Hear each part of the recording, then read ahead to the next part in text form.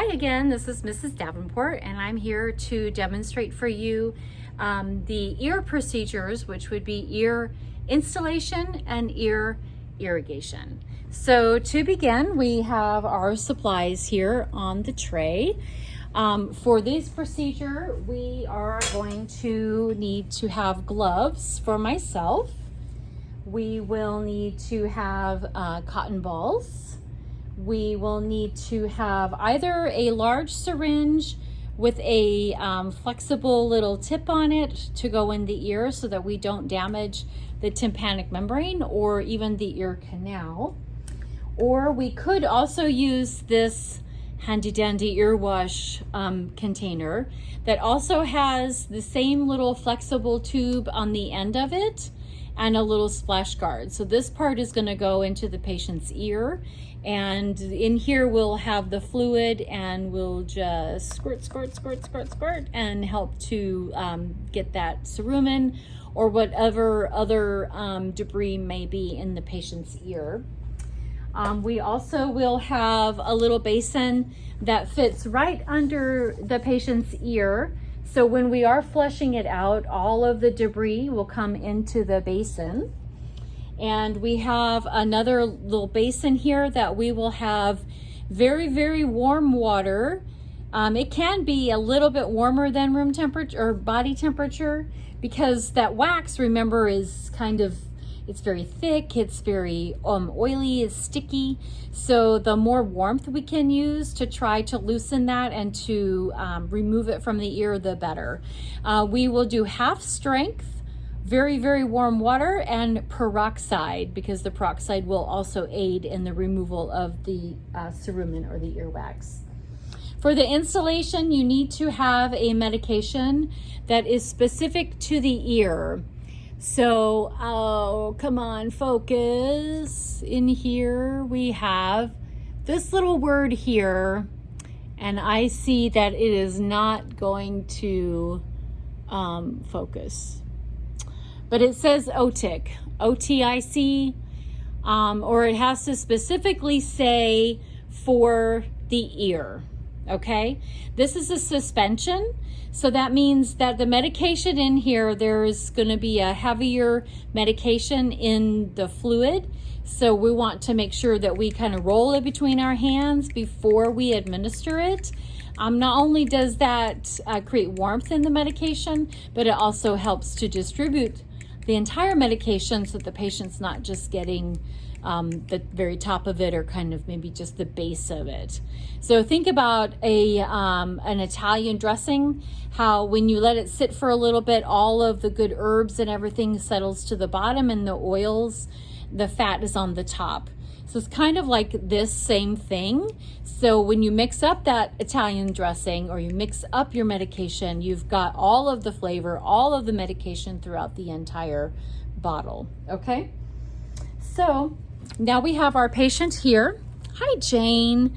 So doctor wants us to go ahead and do, we'll put some drops in your ears to help soften that earwax that he saw in there. And we'll flush it out to make sure that we get all of the earwax out of your ear, okay? So for this procedure, when you do the installation, we're putting drops in, we want her head to be tilted towards the unaffected side, so we have nice access into her ear canal, okay? Hopefully, let me see if I can I zoom in on this? No. Okay, well, never mind. All right, so that's where we're going to focus. So what we want to do is with our cotton ball, we just want to wipe the external part of her ear. We're not going to put it all the way into the ear canal. We just want it to be on the outside of the ear. Any debris, cerumen, dirt, whatever, what have you, that might be there, we want to be able to remove before we put the drops in, okay? So we've mixed this up. We've got it nice and warm. This is a little plunger bottle, so I'm going to unscrew the lid. I'm going to pinch the tip so that I can draw up some medication. Again, I've checked my label 3 times for the name of the medication, and then I'll also check the expiration date to make sure that it's good. Set it down, set the bottle down. I'm going to pull the patient's ear up and back, and I will just take this right at the opening of the external auditory canal and just put in however many drops the physician wants us to put in her ear, okay? We're going to let her sit with her head tilted towards the unaffected side and allow this medication to be able to really seep down into her ear and work, okay? Hi, James. I'm making a video for the students, so you're good.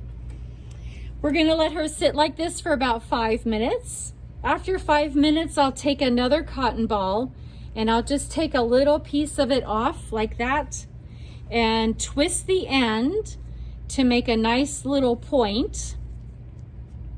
When we get that point like that, then I'll take a little bit of the medication and I'm just gonna drop it right onto the cotton ball, okay? Well, I want this to be moist. I want it to be moistened because when I put this back in her ear, I want it to be, to continue to work and for the medication to stay in there just a little bit longer. So I'll put that in her ear and she can leave that in her ear. If we're just doing the instillation, she can leave that in her ear until she gets home. Once she gets home, she can take it out and then continue to use the medication as directed by the physician. If in this case we still want to do an irrigation for her ear because we just use that medication to soften the earwax there, the cerumen, then we'll get all set. So we've got our little basin that has half strength peroxide, which means it's 50% very warm water, 50% peroxide. And then we'll have our chuck so that we don't ruin her very nice scrub top. So we'll put that around her. And we'll have her tilt towards the affected side this time. Because we're using a flow of fluid, we want to make sure that that fluid comes out of the ear along with the earwax, okay? So we don't want her to be tilted the other way because we don't want the water to stay in, we want it to come out. So whichever means you plan on using, whichever method, either this one or with the squirter bottle. So I'll do this one first. So your patient will hold this for you as you are flushing the ear. So we'll simulate that like there. So what I have done is my basin, I'll take my large syringe and I will suck up to, this is a 60 milliliter syringe. So I'm gonna fill it all the way full to 60 milliliters, okay? So I've got all of my fluid in here. Before I start to press this into her ear, I want to get rid of the little bit of air that might be at the tip of the syringe. So you just want to slowly kind of push this plunger. This is a plunger. You want to push that up just a little bit to get the fluid, to get the air out, okay? So with her holding the basin, I'm gonna hold her ear up and back. And now this little tip is going to be placed in, you can go into the external auditory canal or the ear canal a little bit. I don't want to go all the way in, okay? So I don't want to go all the way in the ear like that because I could damage the tympanic membrane. I want this to be pointing up towards the roof of the ear more, so you see how it's pointed up instead of straight. I want it to be pointed up to the roof so that as the water goes in, it's flushing out and coming out kind of like a wave does, okay? So up and back, and at a nice moderate kind of fast pace, I want to be pushing that fluid in. Whee, here comes. All right. And then I'll remove this. I'll look and see what my returns are, or what do I have in this container. I have water, but there's also going to be some cerumen in there, or whatever else was in the patient's ear that was causing her problems. I want to continue to do this same thing until what comes out of her ear and into this basin is clear. I don't stop until it's clear. With the eye, we did it 3 times, that's it, unless the doctor says to do more. But with the ear, we do it until the returns are clear. If I'm using this big spray bottle, which also has half strength peroxide, so 50% water, 50% peroxide, I'm gonna put this little tip, okay, in her ear. The same thing though, I want to point it towards the roof of her ear, okay? Oops, hopefully you can see that, just like that. And then I'm going to squirt, squirt, squirt, squirt, squirt, squirt, squirt, okay? I'm afraid I wouldn't let go of that probably. I would have the patient still holding onto the basin and you can just be putting the water in. This probably is a more effective method because it's a continuous flow of fluid rather than you having to stop, fill up the syringe, do it again, you know, back and forth, okay? So again, you're going to do this until the returns in your basin are clear. Once they're clear, you can say, good job, Jane. I hope you're feeling okay. You can dry her up because she will be wet. We just used a lot of water. What I would do is either get a drier place of the chuck or get a new one, have her tilt her head, lay on that affected side for about another 5 minutes. That way we can allow all the rest of the water to come out of her ear so that she doesn't, have water in her ear. Before she leaves, after the 5 minutes, all right, Jane, how are you feeling? Is that feeling a little better? Great. We're gonna take another cotton ball, or another piece of a cotton ball. You know, they rip apart very easily. I'm gonna make another little, it's called a wick, a cotton wick. If you look at your competency papers, it's called a cotton wick. So we're just gonna make a nice little tip there.